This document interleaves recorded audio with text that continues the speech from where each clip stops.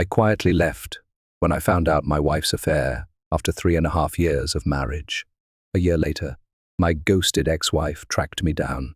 After learning of my wife's adultery, I moved to the hills. I'm not sure why I'm writing this, but hopefully it will be useful to someone. Now that the situation has passed and I've moved on, after 3.5 years of marriage, I discovered my wife's affair in February 2018. I worked a contract job that periodically required extensive travel, but also allowed me to work from home. When I returned, my wife worked as a director for a technical sales company, which was highly lucrative.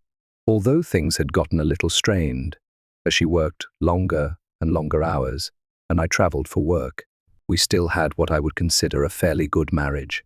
Background: 5 years ago, during a cookout thrown by a mutual acquaintance, I met my now ex-wife.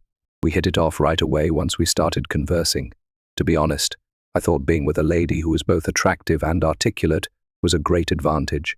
She seemed to like my rough, around-the-edges personality. After a few weeks of dating, we were charmed with each other. When we met at each other's apartments, the clothing just flew off. After 18 months of dating, we married and moved into a spacious apartment while saving for a down payment on a house.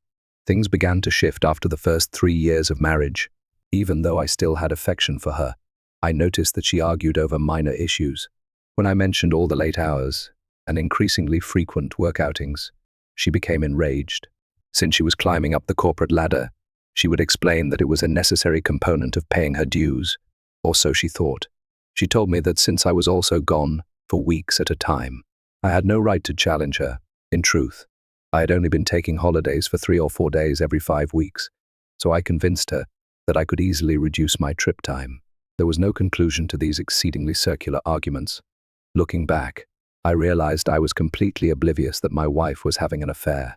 Aside from our diminishing sexual relationship and her consistent late work hours, I would never have guessed anything. I just figured she was exhausted from her job, but being rejected so frequently when I attempted to initiate a sexual relationship had taken a toll on my ego. Although she had a business phone and may have been using it, I did not see the covert texting that I had read about in other publications. She used our spare bedroom as a home office and spent a lot of time in it. Emma began returning home after work in September 2017 and instead spent the evening at a work engagement. This rose from 1 night per week to more than 3 evenings each week. Although I'm not inherently envious, she would surely be seen by others, and I'm aware that she would have to avoid some of the males at her workplace. Despite working with more male CEOs than female CEOs, she gave the impression that she was solely interested in her profession. The first time I believed she was cheating was a month before D-Day. She had stopped at the store before returning home. I was asked to help her with the food shopping. As I was getting some belongings from the back seat, I noticed something pink gleaming just beneath the front passenger seat of her car. It was my wife's bra. She preferred ones from a specific clothing store, so I knew they were hers. Looking back, I see the bra was a warning sign. When she's feeling particularly amorous, she always takes off her bra first from underneath her clothes. I'm not sure why, but watching this made me sick to my stomach immediately. I didn't understand why her bra was under the seat. I said nothing more. My heart must have been pounding so hard that I almost passed out, because when I returned the bags to the kitchen, Emma inquired how I was feeling and claimed I looked like I had seen a ghost. I just ignored her remark. It took everything I had to hide my feelings, but I tried not to appear offended or fooled. I decided to find out if she was seeing anyone that night, and the next day, I began to evaluate all of the signals I could have missed. Aside from the bra, I had no evidence. She works in a downtown office building, and we live in a relatively large city. I decided to temporarily put the affair out of my mind and explore giving her more of my time. One Friday evening after work, I prepared a delicious dinner and set the table with elegant plates, silverware, and candles. I bought a bouquet of flowers and a wonderful bottle of wine. When she arrived, as normal after work, I showed her the supper and everything I had prepared. She apologized and said she was sorry, but she needed to go to a neighborhood hangout to meet up with her colleagues. She said she needed to take a shower first, but she could have a quick snack with me before leaving. I guess I fell completely silent because my insides turned on me. I won't go into detail about how angry I was at the time, but I'd had enough. I took my work cell phone and dumped it in her back seat while she was showering. I had considered using my own phone to find her. I then went into the kitchen and tossed away the food and flowers. She got ready after showering and looked lovely as usual. "All right, let's eat," she replied. "Never mind. Go out with your friends," I told her. She inquired whether I was angry after giving me a strange expression. "I'm sad that you never want to do anything with me," I told her. She became enraged and sarcastically remarked on my short temper, ordering me to quit acting like a child. I said, "Foolish me," as I stood there, allowing everything to sink in. For once I thought we should spend the evening together. She merely smiled and stormed away. When she left, I grabbed my second phone and started following my work phone.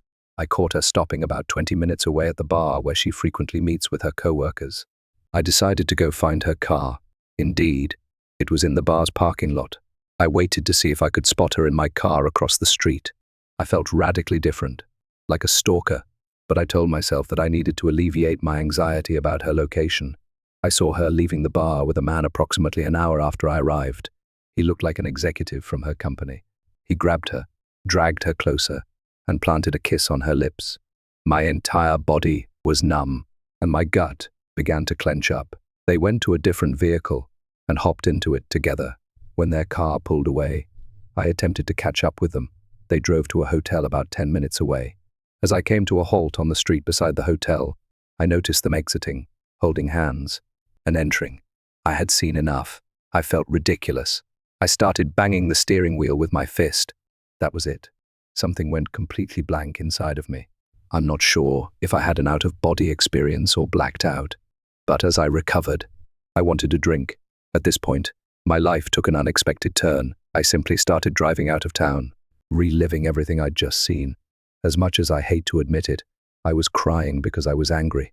I found a charming little tavern on the outskirts of town, perhaps 30 miles distant, and stopped in. I ordered a drink while sitting at the bar. The bartender, a lady, remarked, "You look like someone has taken the wind out of your sails." "I guess you look like death has come early," I replied, half smiling. "You could say that." A man sat down beside me and started a conversation. Even though I didn't feel like conversing, something about this guy made me feel comfortable. We had a talk, and my wife's adultery came up. I told him all I wanted was to be away from her and forget about her.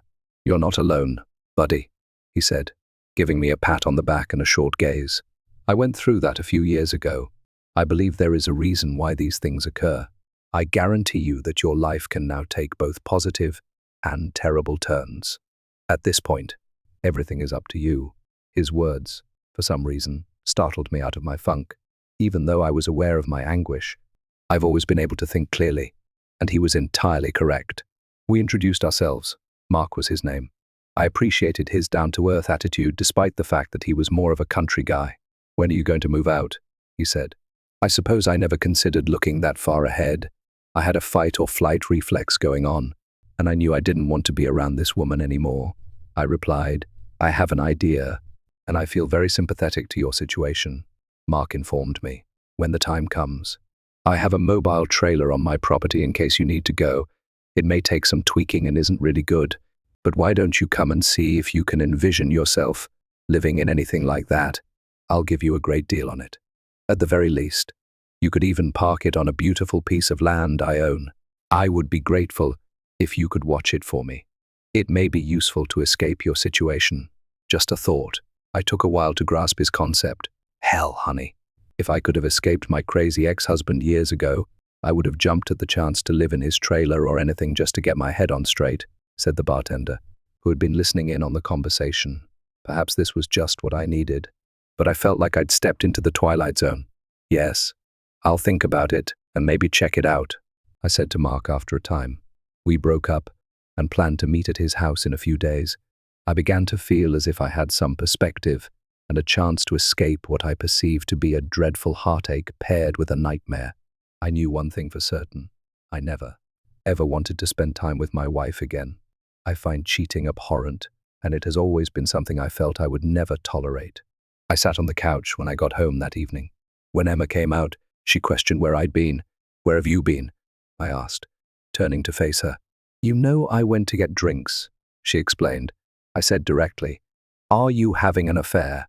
She seemed astonished, but she quickly composed herself and replied, "No, why would you ask me that?" I told her that I'd heard she might be seeing someone at work. "Who told you this?" she stated. "Someone I know," I said, keeping the name a secret. After repeating, "You're being ridiculous," she accused me of intoxication and insanity and inquired about my location. "We're going to a bar to enjoy some drinks with our friends," I said, despite her obvious desire to ask more questions. She returned to our bedroom and retired to bed. Now that I had proof she had been fooling me for months, I decided to sleep on the couch. I couldn't sleep because I kept envisioning her in bed with this man. I felt bad about myself, disgusted and hurt. But then I thought of Mark's trailer. The concept of that made me happy, and it was almost like a revelation. Something must be wrong with me since the fight or flight reaction activated immediately in the midst of my misery, and I chose the flight response. We didn't talk much the next morning and went on with our weekend as if nothing had happened. I set up a meeting with Mark a few days later. When I arrived, I realized that Mark had a beautiful ranch, and the trailer was fairly nice, about 26 feet long and well furnished. It reminded me of a fantastic spring break vacation I took with friends while in college. Mark accepted the money I gave for the trailer, to be honest. I nearly stole it from him. He gave me directions, so I drove over to inspect his ranch property. There were hiking and biking trails nearby, and the scenery was beautiful with plenty of trees and scrub vegetation. Mark had a little cabin on a hilltop overlooking the property with electricity and water available for the trailer, and it was at the foothills of some mountains. Mark offered to set up the trailer and transport it to the place. I tried to convince Emma to come clean over the next few weeks, but all I got was gaslighting. I even told her outright that if I found out she was cheating, there would be no turning back. As a result, she became even more immersed in her affair fog and began to deny my claims. I almost chuckled at how horrible the denial was. I chastised myself for failing to photograph the two of them, even though I had no real evidence that she had cheated. After experiencing such emotional suffering, I concluded that I wanted to leave this marriage. Instead of articulating my feelings to Emma, I just started plotting. While she was at work, I quietly began collecting my belongings from the apartment and transferred them to the trailer. At the very least, I felt I was doing something about it. I saw a difference in Emma during this time. Although she had been nicer to me, I felt it was too little, too late. I thought I needed a break too, so she continued to go on company outings after work. One night, I got ready right as she was leaving. After staring at me, she asked about my destination. All I said was, "Meeting up with some friends you wouldn't enjoy, all the shop talk, and you don't know them." I interrupted her as she continued to ask questions. She used to say exactly this to me whenever I asked if I might accompany her on office trips. "All right, have a good time," she said with a somewhat annoyed expression. "I definitely will," I said. I met new people while working on the trailer and hanging out with Mark at the bar. I felt better after spending time with Mark's lovely family and friends. I also decided to cut back on my drinking because I did not want to develop any bad habits. I knew better than to drown myself in sympathy, even though it would have been so easy. Emma informed me that the following week, she would be traveling for work. When I asked who was going, she said it was the executive team and a few department heads. "I hope you have a great time with your boyfriend," I said, staring at her. One immediately regretted saying that, as it sparked a heated debate. Although Mark had told me that it didn't matter, I now regret not learning more about her affair partner, AP. "It doesn't matter who the other guy is," Mark explained.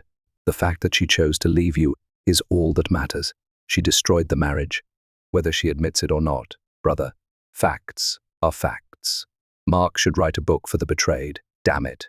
During Emma's work vacation, I had the perfect opportunity to move out completely.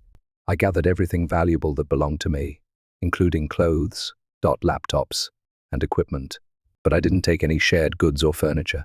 Before I left a note on the kitchen table that said, "I hope it was worth it." I placed my wedding ring on top of the note. As I walked away, I felt as if a huge weight had been lifted off my shoulders. The pain would take time to heal, and there would be baggage to deal with. But I had begun. I needed time to myself, and to quickly and quietly get rid of her.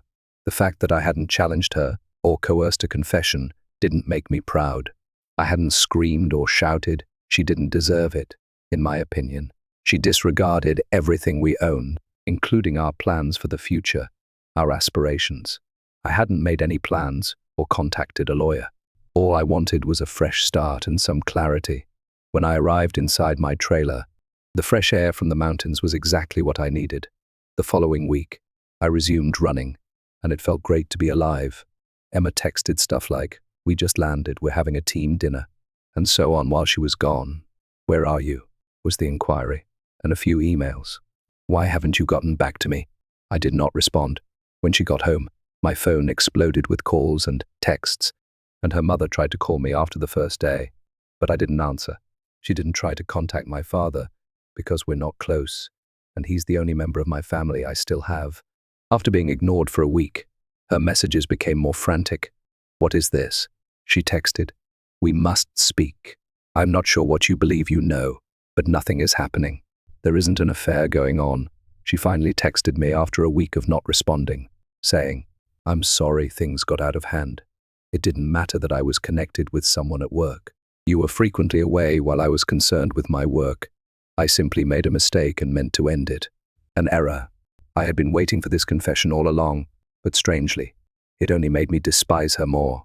Why was she unable to be truthful? I had no dreams of a future with this woman. Errors don't last for 6, 8, or a year. I refused to respond to her, even after she stopped bothering me for a few weeks, since I didn't want her to find out where I lived or pry about in my life, and I didn't want her to ruin my haven. She then began sending horrible texts like, "You're a coward. One day you refuse to speak to me. You have no regard for us. Come home, please, so that we can discuss. You're where I can visit you. James, please, let's talk and make things right. Damn it." Although I don't recall all of the texts, they all seem to be excuses with little genuine regret, so I let them go in one ear and out the other. After a while, I changed my phone number. Update 1. Emma sent me an email informing me that she had hired a lawyer and was going to file for divorce. And I just said, "Okay, that sounds good." This resulted in a barrage of emails requesting that I visit her and other things. And she wrote that she would stop bothering me if I agreed to an uncontested divorce. After realizing that this would not work, after I agreed, I was truly free a few months later. And when I moved out of our apartment, I never had to see her again. She appeared to care more about it than I did. Even though neither of us had any closure, I'd think of her every now and then for a few months, and the pain would suddenly hit me. Like when I heard a song we used to like, but after a while, I simply stopped thinking about her. Update 2. Despite being a few years younger than me, she is fantastic and quite adorable, and she refers to me as her mountain man and adores my way of life. Things are going great now that I'm officially divorced. In fact, I met a wonderful girl while running on the trail just down the hill from my house. Although I'm not in a hurry to commit, I also don't want to give up on women completely. I have no plans to leave the trailer anytime soon. I enjoy living outside and have simplified my life, which has made everything simpler for me, including my grief and my ex-wife. I am aware that everyone reacts to these situations in a unique way. I was fortunate to be in my 3rd year of marriage and not yet a parent, and I believe I acted in my own best interests. You don't have to spend your entire life with someone who cheats. If you experience something similar, try not to think about it too much. Continue living your life as you improve yourself. It will get better. I wish everyone the best possible life. I've updated this about 5 times to make it more readable, and I just wanted to give you an update on my ex-wife's condition. As I mentioned in my previous post, I was concerned that my ex-wife was attempting to locate me. I had left our previous residence, which was about 2 hours away, and I ran into her last weekend at a coffee shop I frequented in a nearby town. It didn't seem like a coincidence to me, and I was able to flee before she noticed. Update 3. I drove into town this past weekend to grab groceries and made a stop at my usual coffee shop. I was using their free internet to work on some paperwork for work, which I finished, and walked out. I was on my way to my pickup when I heard someone call out, "James." When I turned to look across the street, I noticed Emma waving at me. Finally, Armageddon arrived. She raced across the street toward me, and I stood there in shock, as if expecting an embrace. She walked over and extended her hand, but I stopped her in her tracks. by reflexively extending out my arms with my palms up. She appeared to be in tremendous pain. Then she said, "I've been looking for you. James, I've wanted to see you since I learned you moved here. Could we have a conversation, guys?" I felt like an animal locked in a cage.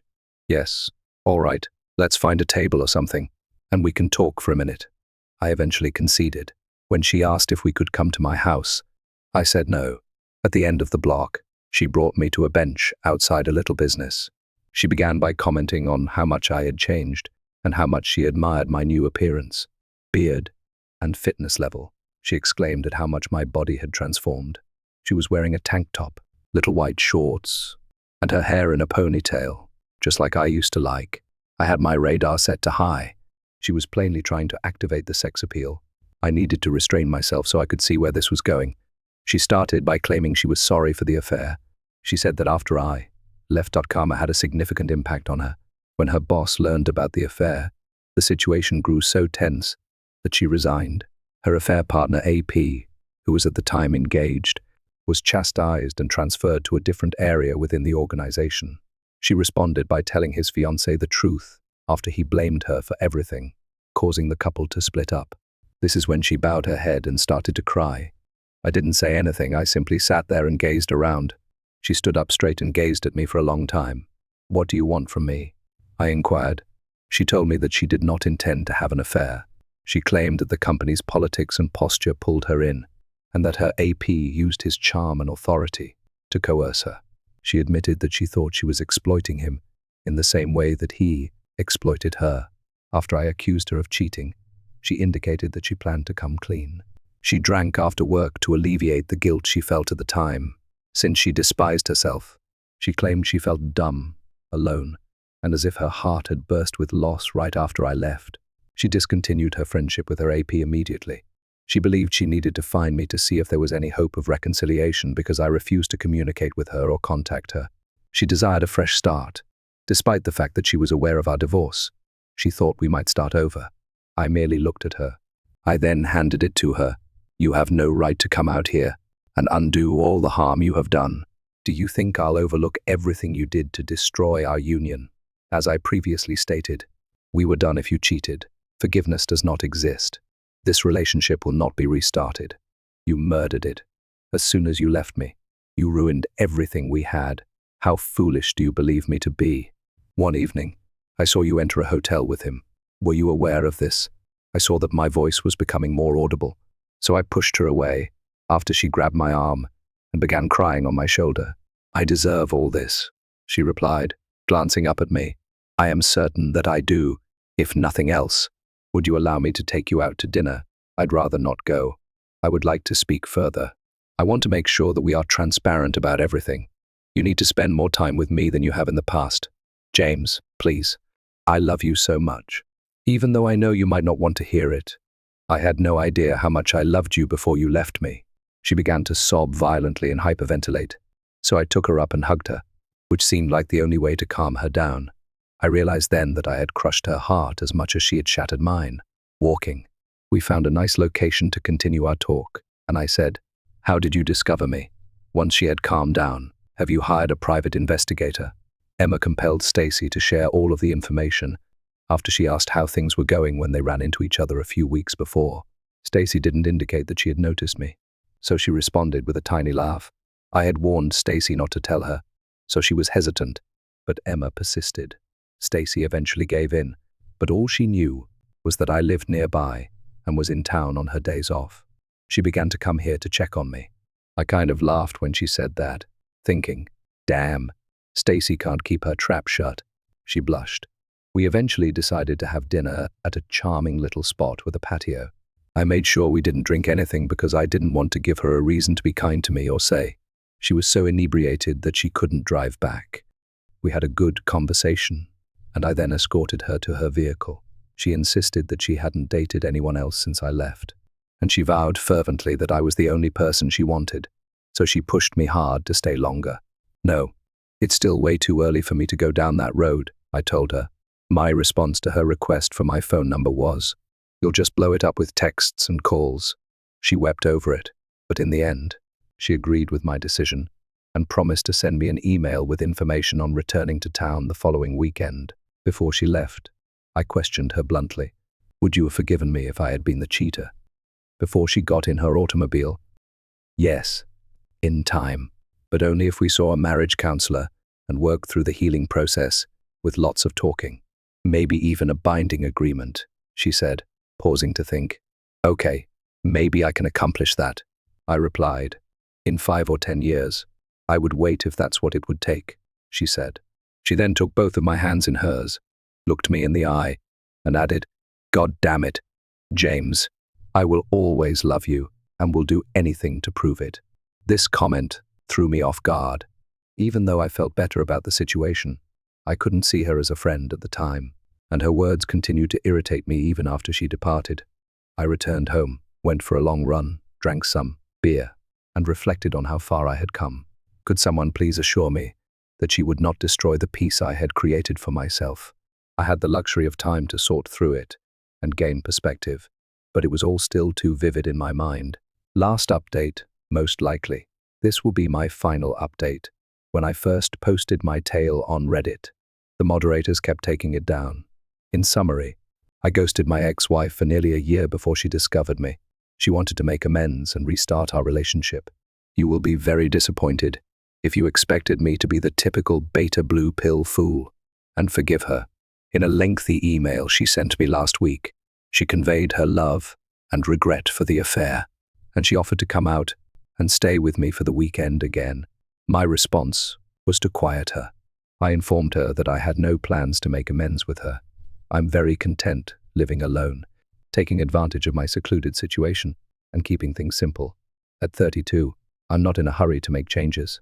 I have my own self-determination plan and have enjoyed the company of a few women and friends. I made it clear in my email response that I had no intention of reconciling and declined to provide her with my phone number. I no longer know or trust you because you made your bed. I wish you the best, and perhaps we will become friends in the future, but not right now. She was angered by my evasiveness and answered in a telling way, acknowledging that she had accepted a job offer from another state. Her genuine desire had been for me to accompany her, assuming that my remote work would make the move easier. She wished we could start over somewhere fresh. She wanted to come see me in person to try to persuade me because she was running out of time before moving. Fortunately for me, her time was up because I had a week of business travel planned. I am grateful I will no longer have her in my life. She will quickly realize that her time with me is gone, but I expect to receive a few more emails. She will need to find someone else, and she may even cheat on them. To everybody reading this, make the most of your life, let go of the past, and find the strength to move forward. Best wishes to everyone.